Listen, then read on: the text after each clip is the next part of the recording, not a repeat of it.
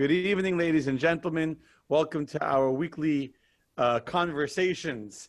Each week we find someone more interesting and more fascinating to talk to. We actually have two very, very exciting things planned for the next 2 weeks. Next week we'll be talking to the mayor of Coral Springs, Mayor Scott Brook. The week after I'll be doing some best high holiday jokes with my brother-in-law, who's a very funny guy.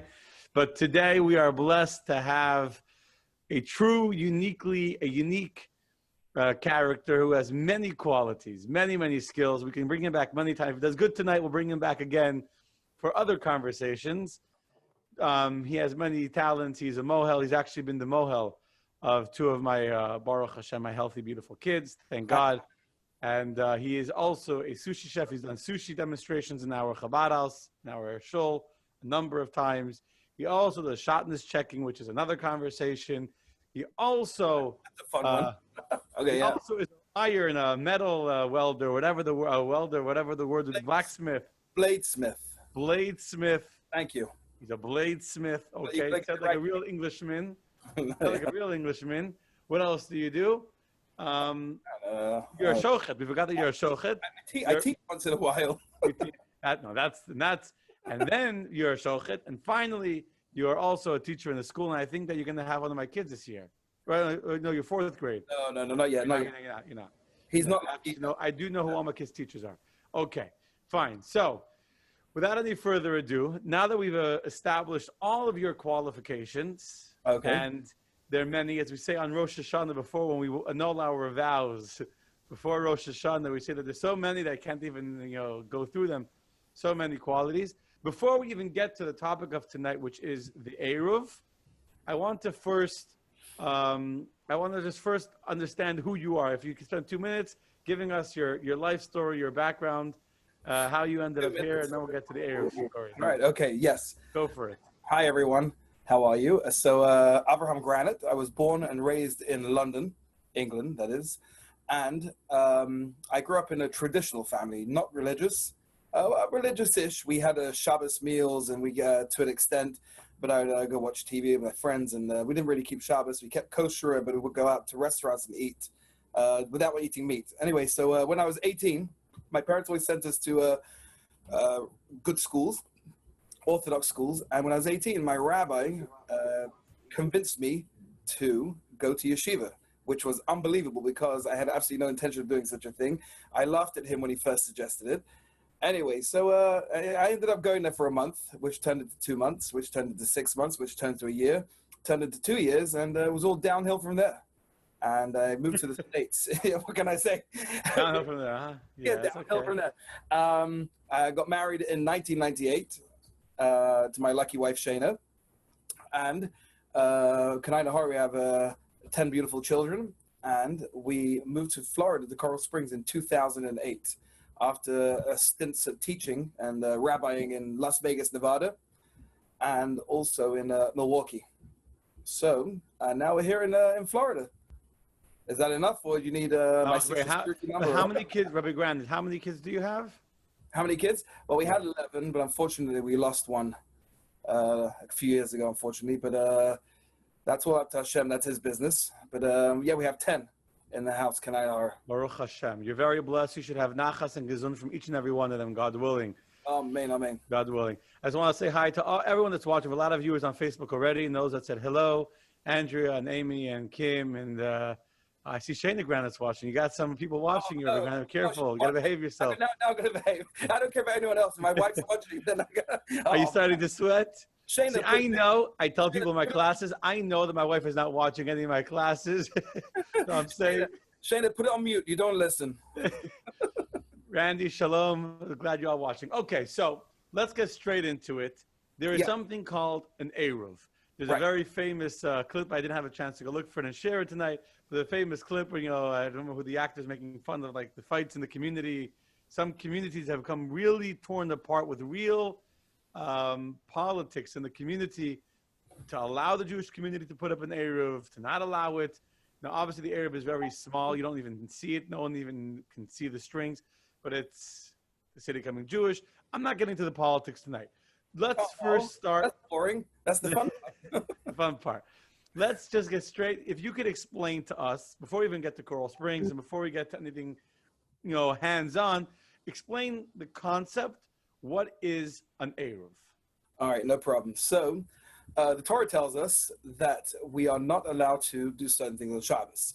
On Shabbos, we are not allowed to cook and make fires and all the different things. Now, one of them is called in Hebrew Haitzah.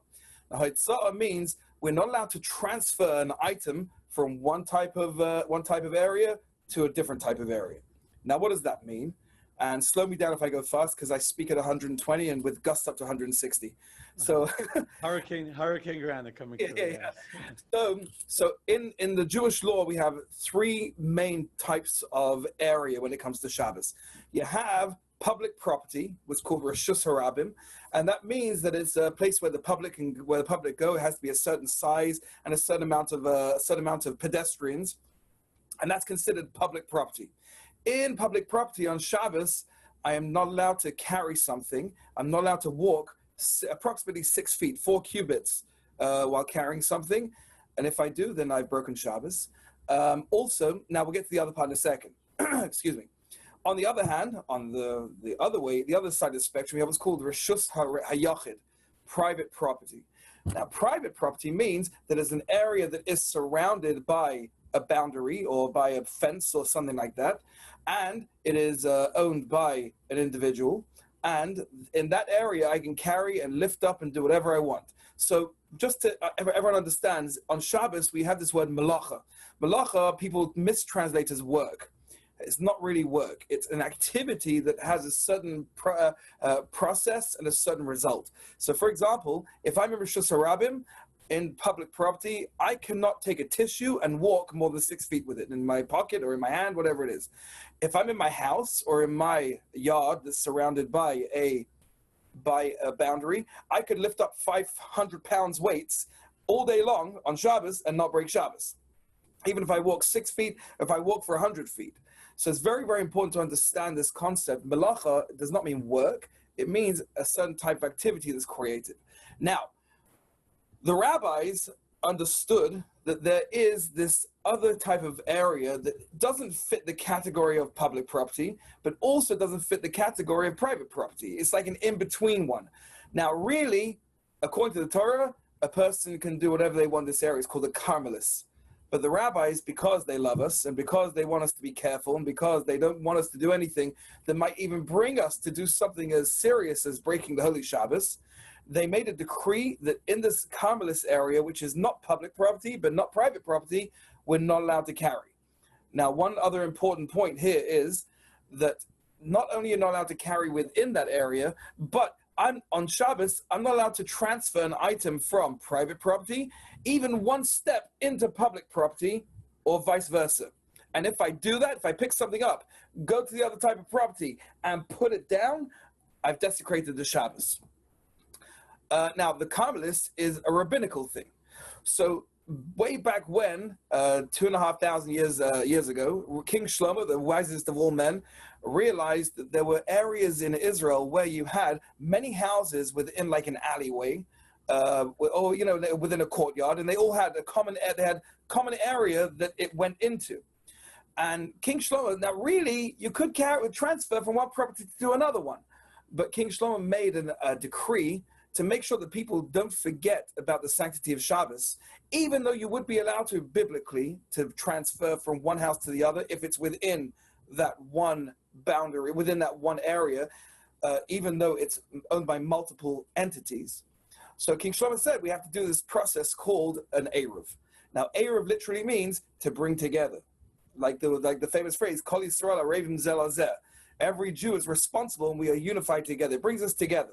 So what you have to do is you have to take some matzah or some food that doesn't go bad, and then you make a blessing and you say, by using this matzah, usually it's matzah that's used because it doesn't go bad for 25 years. It tastes the same. So we say by doing this, we allow everyone to carry within or transfer within this area. So now let's go to contemporary times, or just to interrupt you for 1 second. So just to recap, we have the public Reshus Harabim in the public area, the private house, and then the in-between area, which is what you're describing now, the alleyway that's sharing many houses in one courtyard. Right.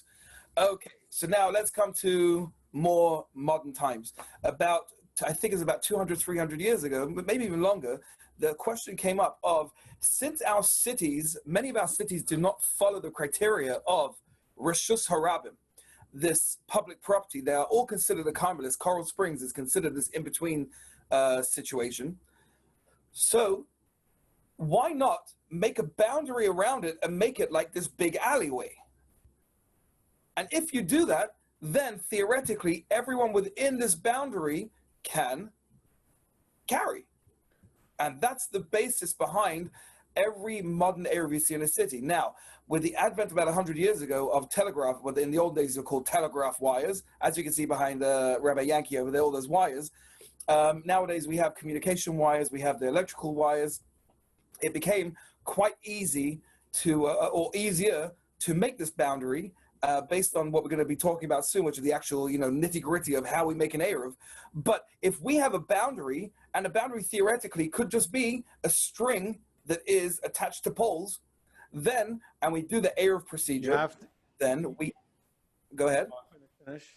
Then we theoretically transform that whole area to be one big Rishus HaYachid, one big private property, and everyone can carry inside it. And that's the theory. Or the practical theory, sorry. That's the concept. They explained it well. Just one thing I think you need to clarify. Sure. Why would strings on top of a pole be considered making something into this enclosed, semi-quasi private domain if it's just the string on the pole? It's still a street. That's an amazing question. That's the question everyone asks. I'm so happy you asked it. Okay, so that takes us to the next. Can I move on to the next step then? Sure. What an Eruv is. Okay. Now, obviously, the best thing we can have for an Eruv is an actual physical wall. It doesn't just have to be a physical wall like made of bricks or whatever it is. We can use natural structures as well. So a riverbank can be part of an Eruv. It depends on the slope. If it slopes, it's about 26 degrees, then that can also be part of our Eruv. If we have a fence, that's fine as well. If we have bushes that are thick to a certain extent, and it's a little complicated, but if we have bushes that are very, very thick, then they could count as an Eruv. Now, what about if my fence ends here, and I got a fence that begins here? Now, according to the Torah, this fence here, I'm going to use my fingers as a fence. This fence here, almost like using your imagination, extends 10 cubits, which is about 15 feet. So if I have a space in the Eruv that is less than 15 feet, then it's insignificant and everyone's happy. Shalom al Yisrael, as they say in Spanish. However, if it's bigger than 15 feet and I have this gap, what do? I have to fill in the gap. Now, if I want, I can fill it in with a wall. However, when I'm using the canal on one side of 441 and the canal on the other side of 441, it's a little difficult to build a wall across 441, right? So that's where the idea of what we call Tzuras HaPesach means, or what it comes. Tzuras HaPesach literally means the form of a doorway. Now, I've got my props. I was ready for this, Rabbi Yankee. Okay. I'm glad you're ready. Okay. Okay. So now, let's say you can do a magic trick with that. No. Of course, yes. I can make it disappear. Oh wow. Okay, so 1 second.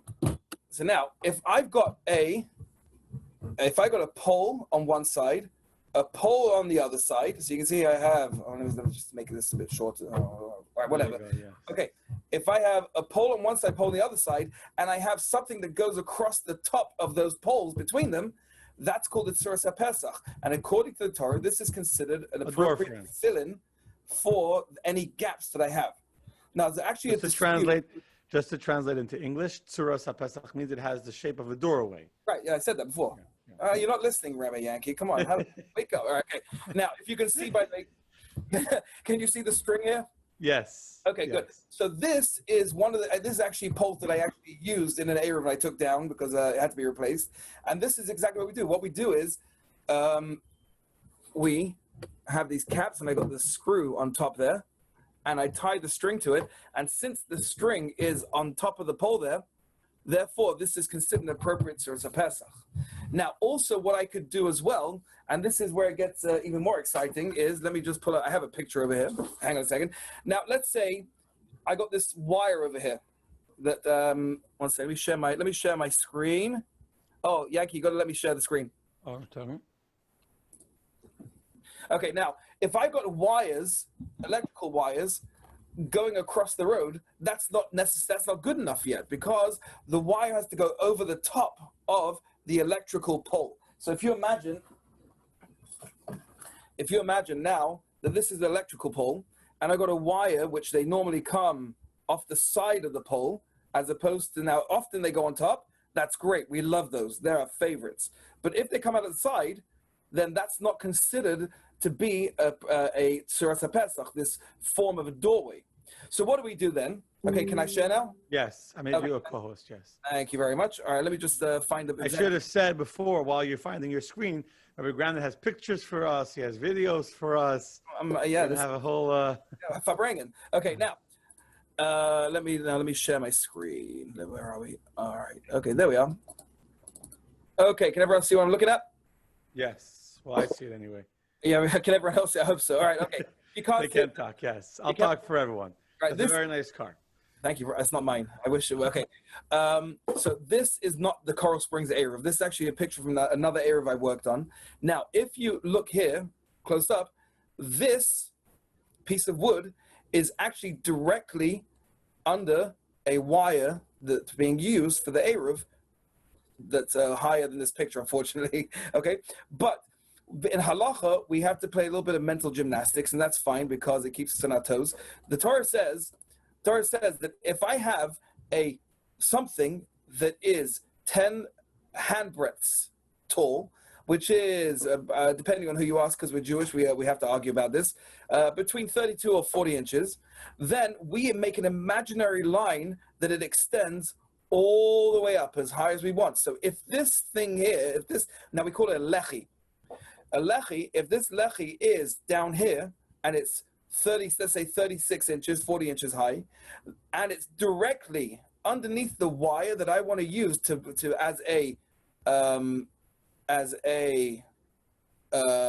one second, let me do something here. Hold on a second. Where are we? Where are my tools? Do I have tools? They changed Zoom. I don't know. Annotation. Where's the annotation stuff? All right, I don't see any annotation tools. I'm sorry. I was going to draw some lines over here.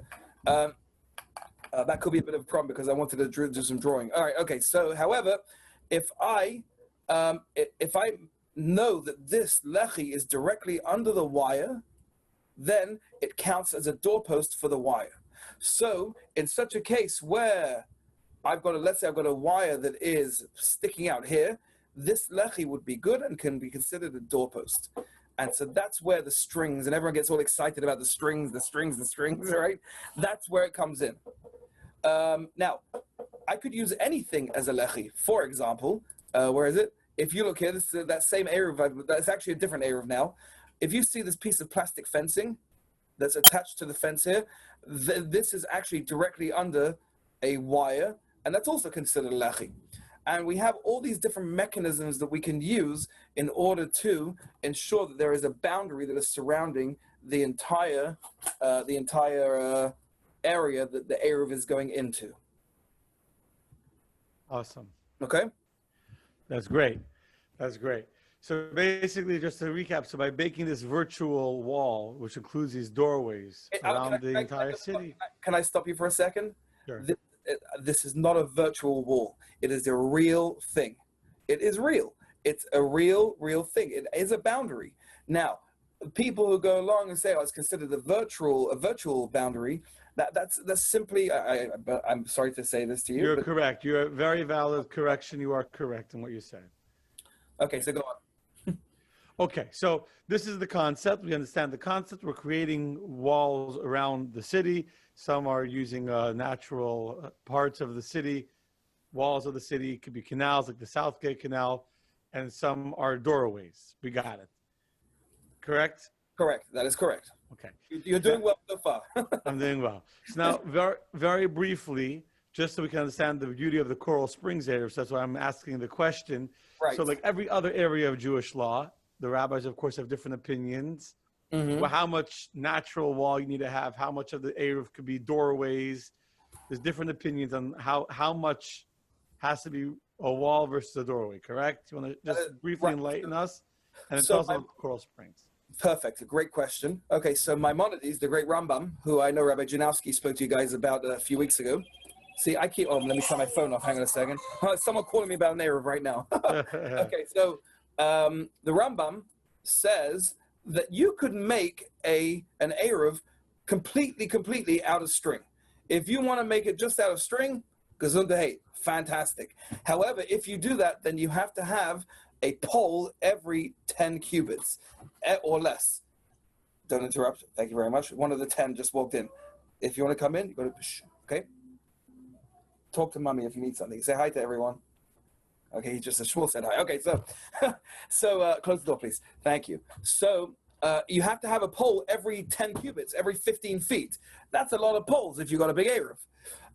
But he also says that if you have more than 50% of the Eruv is actual boundary, is actual physical wall and not strings, not Tzuras HaPesach, the doorways, then you can make your Tzuras HaPesach, your doorways, as long as you like. And so we have in Coral Springs, we're very fortunate, and I'm going to share my screen again. It's not, this isn't exactly how I was going to do it, but let's try it out. I'm going to use, one second, where are you? There you are. Okay, so this is Coral Springs over here, okay? If you are in the map, please wave. Now, let me just explain how our Eruv happens to be an exceedingly large Eruv, to be honest with everyone. Baruch Hashem, I'll tell you where it covers. I'm going to ask you, one of the questions I'm going to ask you is to show us where exactly is included in the Coral Springs Eruv, so go for it. Let's do this. Okay, so let's put a line here. So the Eruv goes all the way down here, Atlantic, and it goes all the way across, and this is approximately... That's not Atlantic, my friend. That's Southgate. No, well, it starts at Atlantic over here, so you're right. But because Atlantic goes north, you're right, absolutely. So it goes down the canal here, basically on Southgate. Now, we use the canal for a bunch of that, or sometimes you can't use the canal because, as we said before, it has to have an appropriate slope. So if we don't have the slope, then we actually use fences that are actually along the canal, which is really cool. We're using different ways to connect. Now, over here, by the turnpike, what we do is we actually attach to the turnpike, and there is a fence, and this is the beauty of the Coral Springs area. This is unbelievable. We are very lucky. By the turnpike, there is a fence that pretty much goes all the way up here to the sawgrass. We hit the sawgrass, and then we head west again. Now, because the Lord is good, he gave us also a fence, and also the city of Coral Springs, or whoever made the sawgrass, a fence that actually goes, or a wall, all the way across the sawgrass, down here, all the way back to down to where Atlantic or Southgate is, and the sawgrass. Now, one second. Okay, so this is the area of the Coral Springs Eruv. The perimeter of the Eruv is about 25 miles. I don't remember the area. Oh, actually, it can tell me. Oh, here we are. We're in 38.7 square miles. That's how large our Eruv is, and the perimeter is 25.4 miles. That's a very big thing. Now, here is where we got problems. So I'm going to put some points here. If you look, one. Uh-oh. Okay, good. Thank you. There. Oh, here.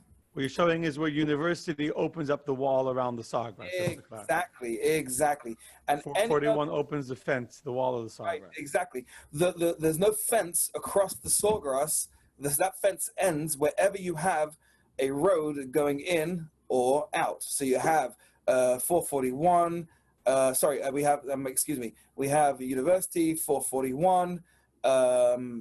Lions also. And then over here we have Wiles, and then we have Sample and Copens, etc., Coconut Creek. So in all of these places, we've had to do things where we leave the fence and then use either existing structure or put some of the structures that we spoke about before and put them in place to cross the road and then get back to the fence. And the same thing goes with the canal down here. We've had to put wherever there's a bridge across the canal. We have structures, either existing structure or structures that we put there in order to close the gap, so to speak. We have permission, by the way, from the state of Florida. I think it's either the county or the state of Florida water department to do stuff by the canals. We have permission from FPL to put stuff on their poles, and therefore we have this Eruv that works out perfectly. Baruch Hashem, we have a beautiful now. Let's go to a different thing. What about checking the Eruv? How do I know it's still up? It's a very important question. So we are very lucky in Coral Springs that we have a group of 8 people who have dedicated some time on Thursday or Friday to check certain areas of the Eruv. So for example, our fearless leader over here, Rabbi Yankee, actually his section is where we have structures on Southgate and by the canal. We have some stuff there. And every week... You didn't mention... Yeah, finish. If you can't contact Rabbi Yankee for 5 minutes or 10 minutes once a week, that's because he's busy making sure Eruv is kosher. And once everyone's checked in that their section of the Eruv is kosher, then we announce that the Eruv is up. And for anyone who's on this on this broadcast, there is actually a WhatsApp group, if you're interested, where we broadcast every week, where just one message a week that the Eruv is up. If anyone, I'll share the link to that at some. Afterwards. You can post it. I don't have a link, but I can post it in the comments on Facebook. I can send it to you on WhatsApp. Okay. Okay, and I'll post it. Okay, perfect. Yes. Now, one last thing. Now, my job in the Eruv, because I don't have a section that I check, even though I am responsible, so to speak, even though Rabbi Denberg Senior is responsible for the Eruv, and we actually have an expert in Eruv, Rabbi Manis Spitz from Miami, who certifies it. But I run the day-to-day Eruv maintenance along with Rabbi Shlomi Denberg. So on Thursday or Friday, everyone checks in, and hopefully everything is fantastic and nothing's been done. But we have had every week, not every week, but every so often we have where something has happened to the Eruv, and that's where I come in and I have to fix up the Eruv. And so if you see someone along the canal or somewhere with a work jacket on and a big van working on the canal, something, it might be me. Now, Baruch Hashem, Coral Springs is just one of the Eruvim that I have worked on. That I work on. This one is my most important one to me, of course. But I've built 7 or 8 city Eruvim elsewhere. If you go to Orlando, tell us the different places where you built an Eruv. Sure.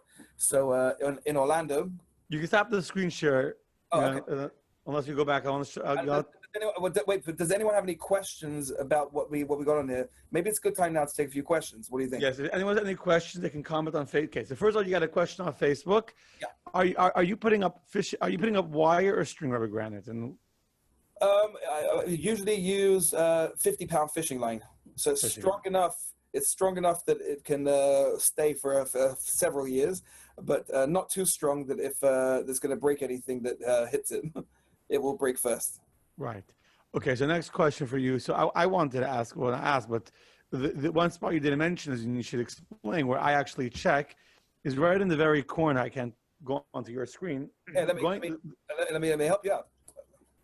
So the fence of the sawgrass is actually on the outside of the sawgrass, not on the inside of the sawgrass. And so we have to actually cross over and make a doorway over the entire sawgrass. Yes. Right. Let me over there. Okay. So here is what happens over here. Good question. Now, this is my section that I check every week. Yes, you can show. Rabbi Yankee checks this area here. We have a string over here. And then, now if you can see these lines here, these are electrical lines. Amazing Google Maps. I love it. The electrical lines crossing the sawgrass.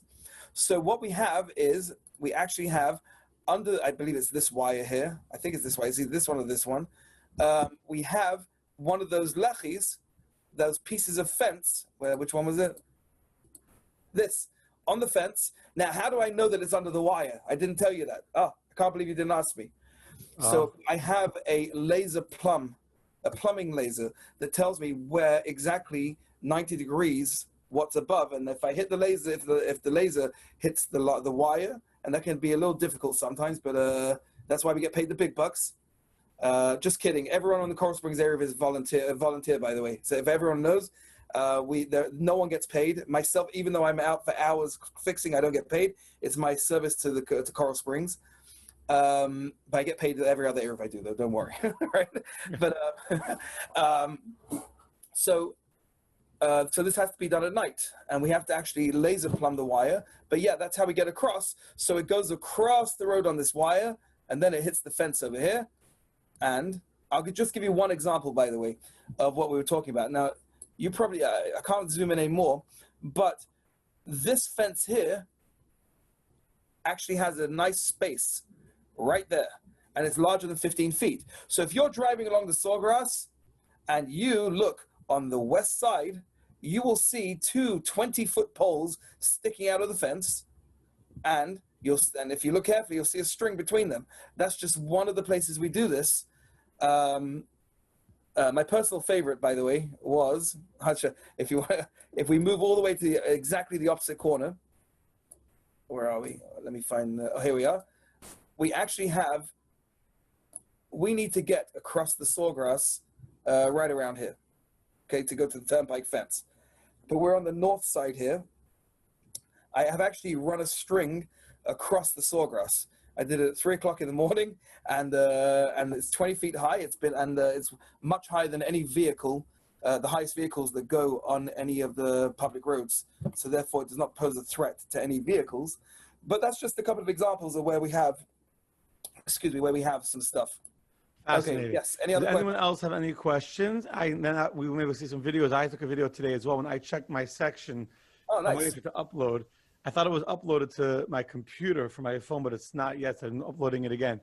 Any other questions? If not, I'm going to ask for granted. Which other cities have you built an Eruv for? Tell us. So I just this summer I actually built three Eruvs. I built one in Orlando for Rabbi Yosef Konnikov. In fact, let me show you something. 1 second, let me do a different share. Hold on. You have some good videos. Yeah, of you in a bucket truck. And let's see some exciting. The bucket truck video. Hang on, I gotta find it. 1 second. Where are we? Here it is. All right, so this is actually myself with Rabbi Konnikov on the bucket truck. You're not sharing it. We're not seeing it. Oh, really? Are you sure? No, now we're seeing it. Now you go. Now we see it. Yeah. Really? I just turned my share off. Okay, so we use a bucket truck sometimes to get up to the wires. Can you see it now? I see it. Okay, so you can see. So we actually rented a bucket truck to get up to the wires. So that was actually South Orlando, Chabad of South Orlando. They now have an Eruv. Actually, it's just one or two little pieces of red tape that we're waiting for before it's announced. So this is the premiere. I built an Eruv in Temple Terrace section of Tampa. I built an Eruv I built a couple of Eruv in the Miami area. I built a couple of Eruvs in the Hollywood area, and Coral Springs. I'm working on a couple of others as well right now. Lauderdale. And I also fixed up other Eruvs because sometimes you need to do a little bit of an upgrade of many things. Okay, didn't upload. Okay, so here's my next question to you, Big Granite. Unless you have some good videos to share with us. Do you have any more videos? I apologize. Tell us, do you have any good stories, anything funny that happened to you while building an Eruv, and the beautiful divine providence stories where you saw something special happen building an Eruv? Let me think. Oh, you should have told me this before, because I've had a long day working. I have to think about this. So I'll tell you one, by the way, while you're thinking of one. There's a member of our community, I don't say his name on Facebook, who I don't think it was you. I think my brother Shlomi actually met him on Southgate by 441. He was jogging, and someone was fixing the Eruv. Either it was you or Shlomi, and he was jogging by and said, "Oh, you guys fixing the Eruv?" And he kind of knew, New York boy. He was not involved with the shul. So before High Holidays, I think 2 years ago. And He lived on South Kid, not far from us. And I think I don't remember who it was. Told him to come to us, and he showed up. And then Sukkot, he ended up helping us build the sukkah and standing outside for hours and schwitzing and everything. And he became a regular member of our community Because of the Eruv? because of the Eruv. That's Wow. the first Chabad person he saw. I think it was my brother. It was definitely on Southgate. He was jogging near his home, and someone was on the ladder or whatever fixing. If it was on the ladder, it was me. So it was someone. I think it was 2 years ago or 3 years ago. So Oh, that's my Eruv story. that's beautiful. I always get people coming up to me and asking me, what am I doing? What are you doing? And I get into a conversation about what an Eruv is, and I've had people. Oh, you want to hear a funny story? Yes. I'll tell you a funny story. Let me get a picture. Hang on a second. Let me find a picture, and I'll tell you the story behind the picture. Hold on 1 second. All right, where are you? You like in the water or something? No, much better than that. I will say while you're looking for the picture, just to clarify. I have fallen in the water. Yes. Hang on. Let me find. Go ahead. While I find this picture. I was just going to say that people should realize how much work it takes to actually be involved in maintaining the Eruv. Most weeks there's something that has to be fixed up, whether it's a string or a pole that came down. There's something that there's always something that needs to be upgraded to the Eruv. We tried to keep it as strong and as kosher as possible. We pride ourselves in having extremely. Oh, so by the way, going back to what you were speaking about, our Eruv is kosher according to all opinions. So all the different rabbis, with all different opinions, because you have two Jews, then you got 17 opinions, and that's just the ones you know about. But our Eruv happens to have all of the stringencies of Eruv, which is fantastic. Now, I'll tell you something funny. I was up on using the bucket truck in Orlando, and this is me in Orlando right there. It so happens, by the way, that this section here is right behind a mosque, and part of the Eruv in Orlando actually uses some power poles that are by the mosque. And I actually called the imam, and I asked him. I said "Assalamu alaikum," and I had a whole conversation with him. I told him I'm going to be doing some work next to the mosque, and he should be nervous. And I asked permission to make sure he doesn't get all doesn't get nervous with me. What can make him nervous about a rabbi in a bucket truck in front of his mosque, huh? Exactly. But no, but he was very, very nice. We had a nice conversation, and it's I find that people who are not Jewish respect 100% what we're doing, as long as I don't hide anything. If they ask me, I tell exactly what I'm doing. We're making a boundary. Anyway, so I got this bucket truck. Now this bucket truck is owned by a certain friend of mine who's a rabbi who has an Eruv also. He bought the bucket truck, and this picture is taken just after he bought it. So I found out that I was actually the guinea pig to make sure it works. That's great. And this is me near the mosque over there, and I'm up there, and suddenly the thing dies, and I'm 20 feet in the air on this bucket, and I'm stuck in the air, and I'm thinking to myself, oh no, what am I going to do? So first I call my wife because I have to call my wife first. And then I'm trying to work out a way to get down. I can't work out. It's like crazy. Up there for 20 minutes trying to work out exactly what to do.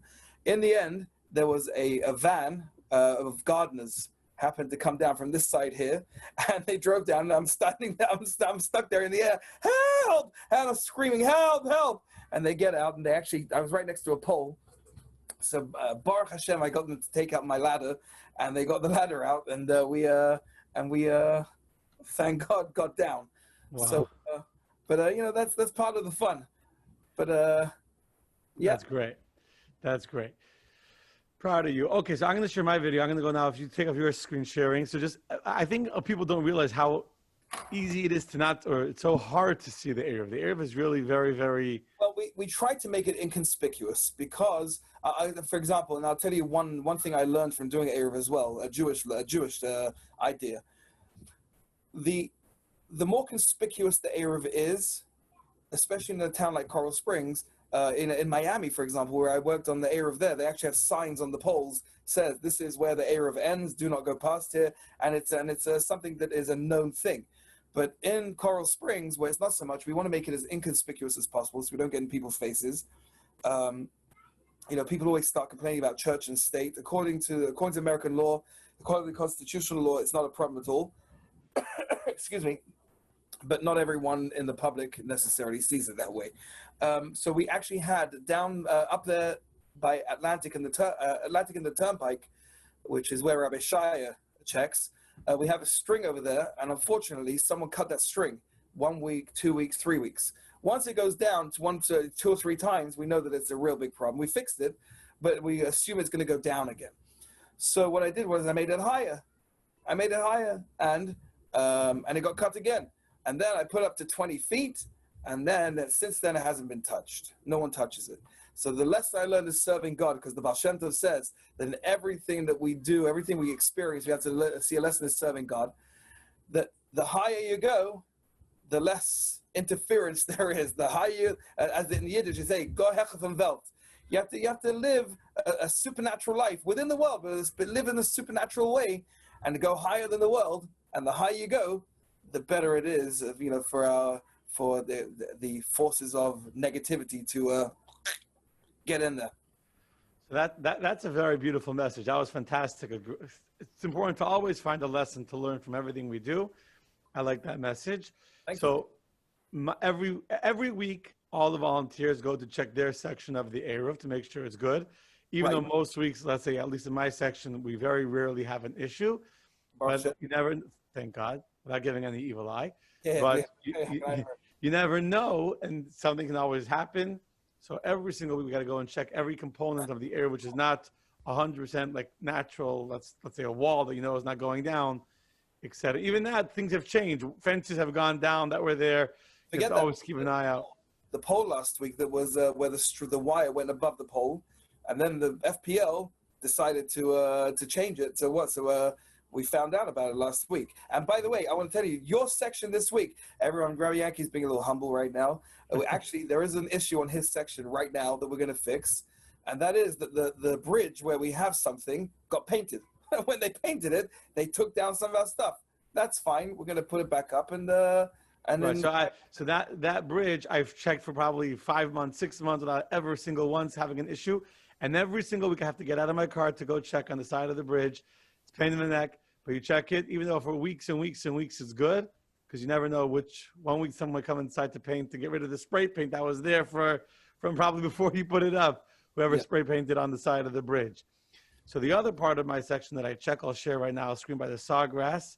Let me go share a second. I'll show this little video, it's 50 seconds. If you can see it. That's a good looking rabbi, right? Yeah. Why isn't it playing? 1 second. Why is it downloading again? Please move this window away. 1 second, it's downloading it again, although I already had it downloaded. You're not seeing anything, are you? It looks like it's about to go, but we've got black screen. I mean, is there okay? We have a question in the meantime. Is there a bracha that you make on putting up the Eruv? Yes, there is 100%. There is a bracha. Yes. Now the bracha. Let's back up a second. Very, very important, especially for just your regular, just everyone in the house. If you have, now my house, for example, I do not have a fence around my backyard. I have a fence around a bunch of it, but not the whole thing. My kids would not be able to go out to the backyard from my house if I didn't have erect an Eruv around the backyard. Now, it so happens that Rabbi Chodakov, my good friend Rabbi Yossi Chodakov, who was my next door neighbor for a while, he actually wanted to. He made an Eruv. We wanted to make an Eruv. Now, if you have two people who want to join their property together, then you have to make the bracha, because you're being ma'arev in Hebrew, which means joining together. So if you want to join them together, then that's when you have to make the bracha. But if I have my own personal property and it's my house, so anyone who's listening, if you have if your house is not completely surrounded, and by the way, I'll be happy if anyone has any questions, and you can send me videos of your property, and if something needs to be done to make it well, we have an area around Coral Springs anyway, but we had to put up some stuff, and then we had to make a bracha together, Rabbi Chaduk and I. But if it's your own personal property and you're just putting a string or a boundary around your property, that's just called a mechitza. It's a boundary. It's just a fence, and then you do not need to make any brachas on that. Okay. Now I just want to make one more point. I think you got your video ready. One more point. Let me do the video. Okay, you got it. Screen sharing has. 1 second. Remind me to tell. Say your story. Say you wanted to say. Story. It's just you might meet people. If, for example, in Chabad, if you go to a Chabad shul, and you might meet Chabad people who do not use the Eruv. Okay, not that they're saying the Eruv is no good. Okay, because I can testify that the Eruv is good. The question is, should a person use the Eruv? And there's a couple of reasons why a person might choose not to use the Eruv.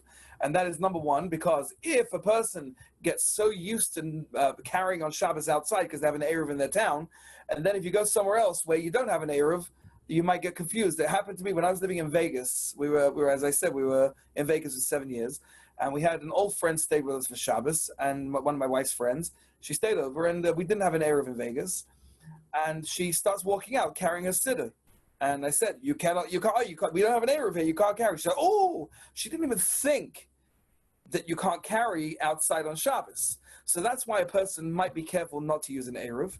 And so, and we want to make sure that people understand the sanctity of Shabbos and remember the sanctity of Shabbos.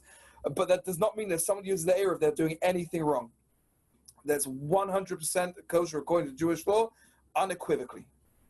Beautiful. Okay, perfect. Let's try this again. Okay, play. I am doing the Eruv check today in my corner of the city. That's my responsibility to check each week. Behind me you see the Sawgrass. Here is the Southgate Canal, and if you pay really careful attention, you'll see the string that connects this wall, which is our Eruv. I'm going to turn this around. This canal is part of the boundaries of the city, and right on top there's a little string on that pole. You can barely even see it. But I'll zoom in, going down to this pole, which attaches to the fence, and then the fence goes to the wires that go over the sawgrass, creating a gateway or overhang going to the wall of the fence on the other side of the sawgrass. Can you see that string?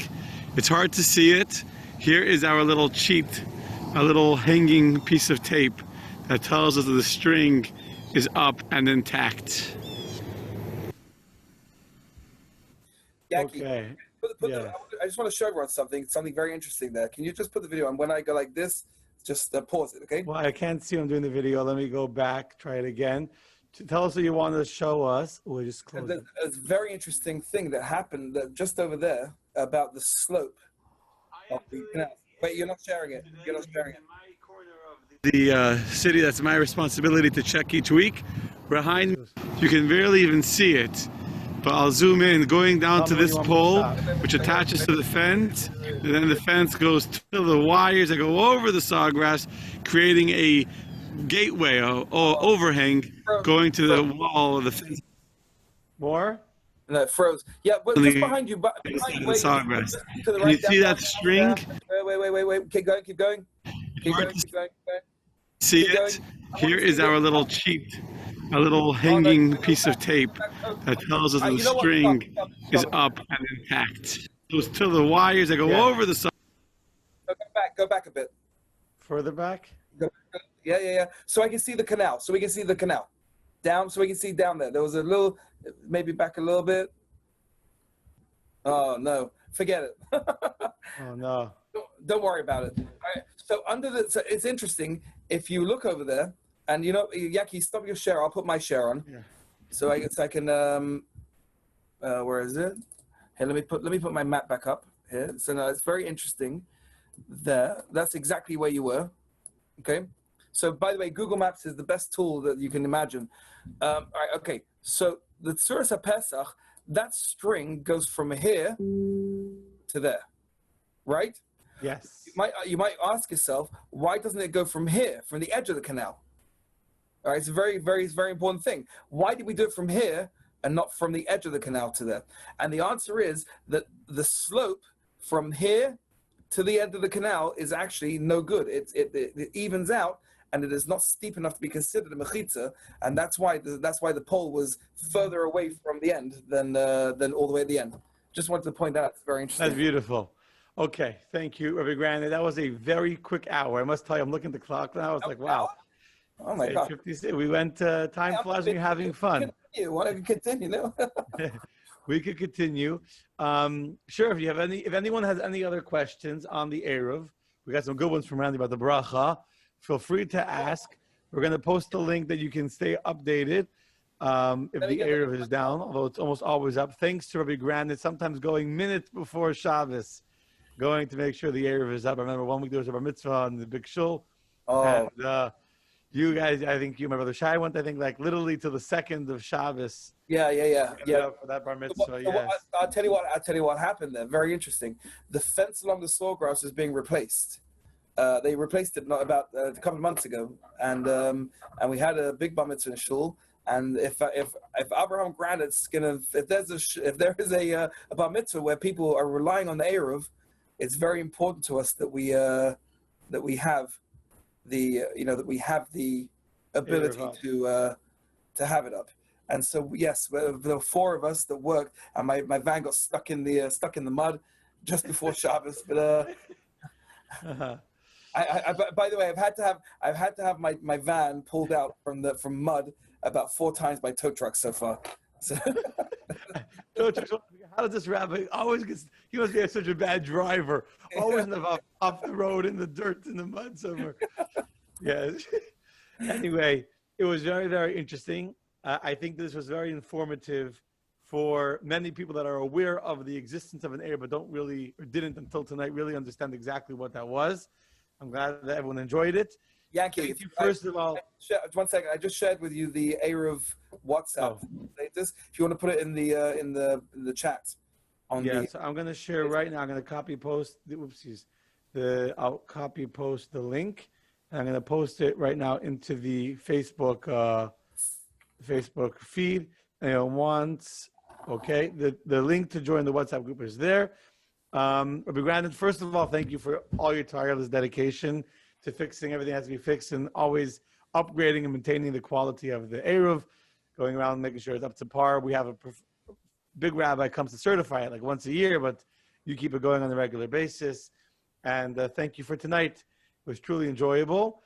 I'm glad to be able to have this opportunity together to discuss this, to gain more insight. And as we say, tisku l'mitzvos, you should merit to do many, many more good deeds. Thank you. Thank you. Nice to have a personal, private conversation with you. Yes.